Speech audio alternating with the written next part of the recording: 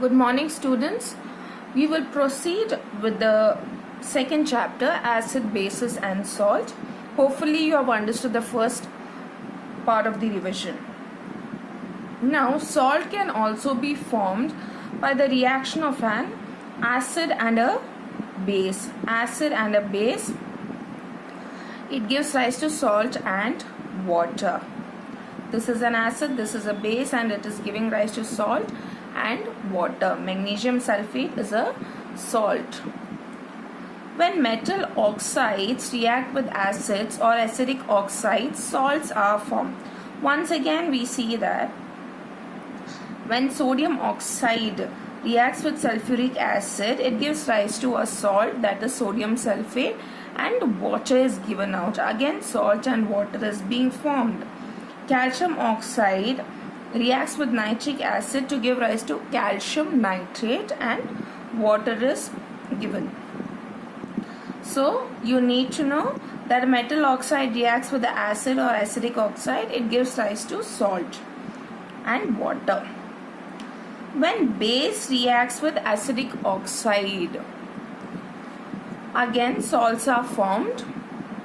Sodium hydroxide, when it reacts with carbon dioxide, it gives rise to sodium carbonate. Once again, it's a salt and water is being released.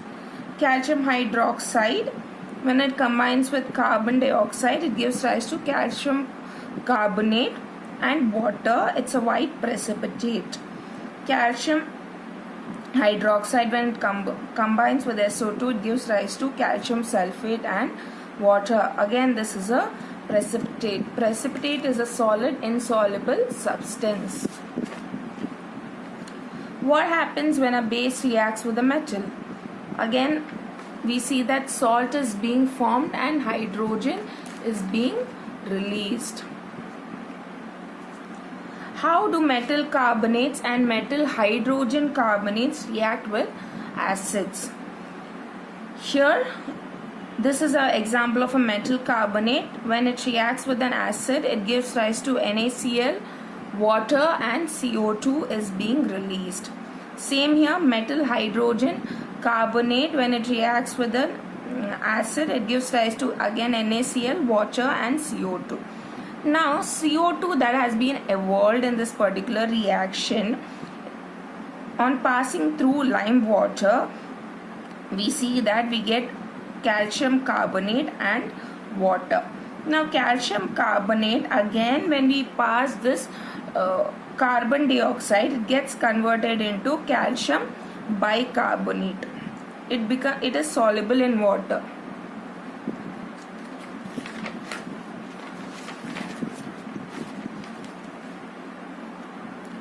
Reaction of a non-metal oxide with a base.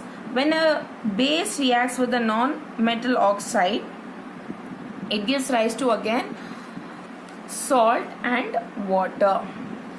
The reaction is similar to that of acid and a base.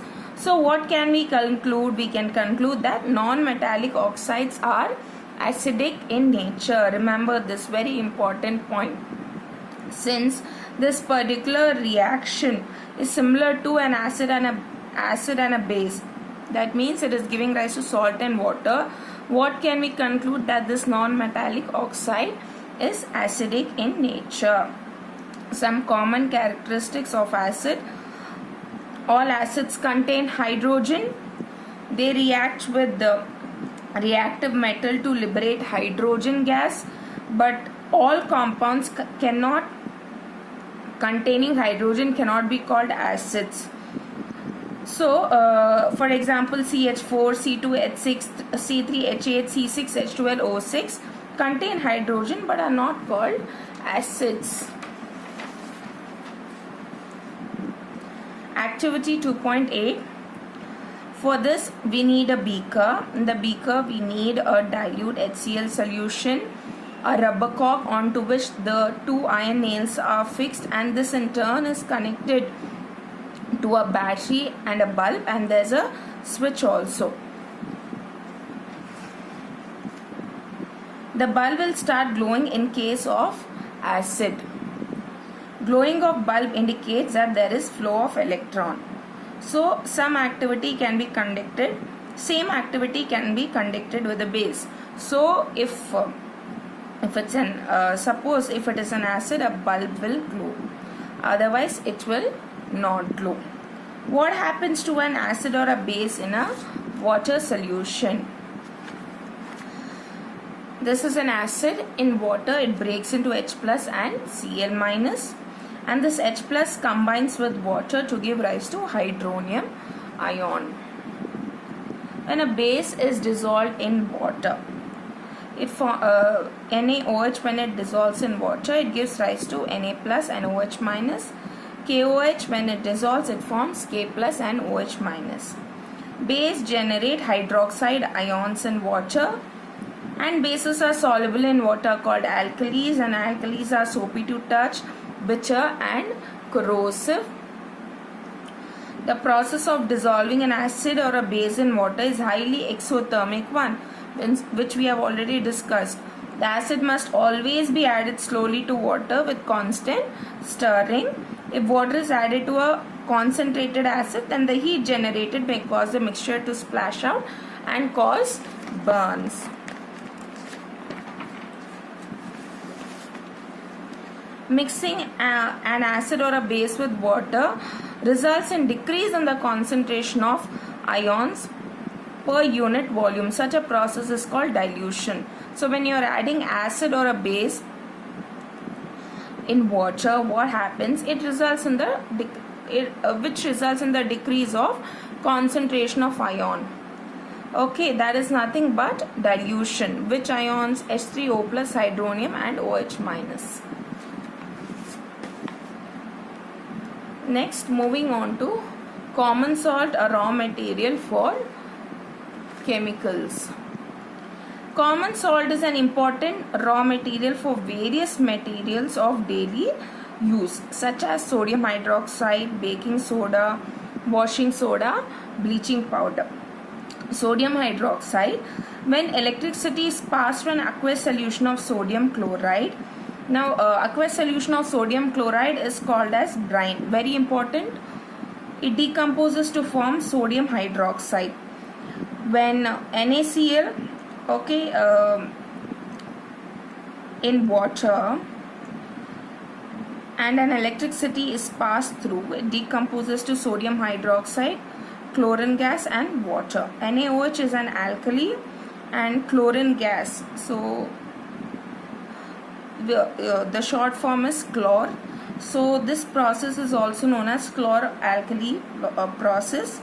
Chlorine gas is released at the anode, hydrogen gas at the cathode, sodium hydroxide solution at the cathode.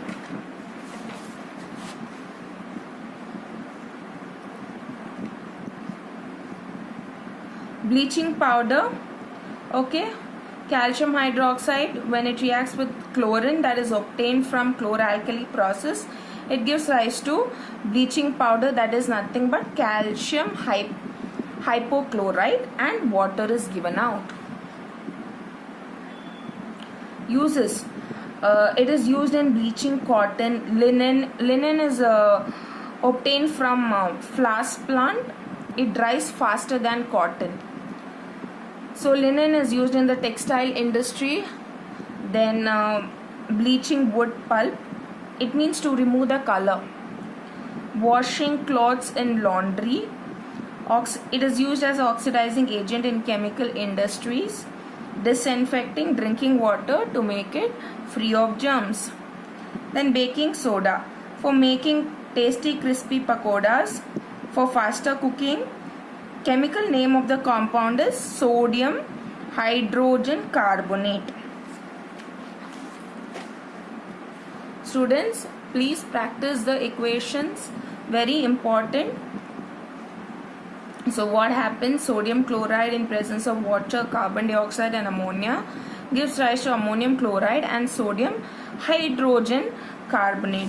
You already know what is sodium hydrogen carbonate. It is nothing but the baking soda. Following reaction takes place when it is heated during cooking. Sodium hydrogen carbonate, when it is heated, it gives rise to sodium carbonate, water and carbon dioxide. So uses, it's used for making baking powder, mixture of baking soda and a mild edible acid such as tartaric acid. So for making baking powder we need a mixture of baking soda and a mild edible acid such as tartaric acid. When a baking powder is heated or mixed in water, the following reactions take place. Please practice the equation.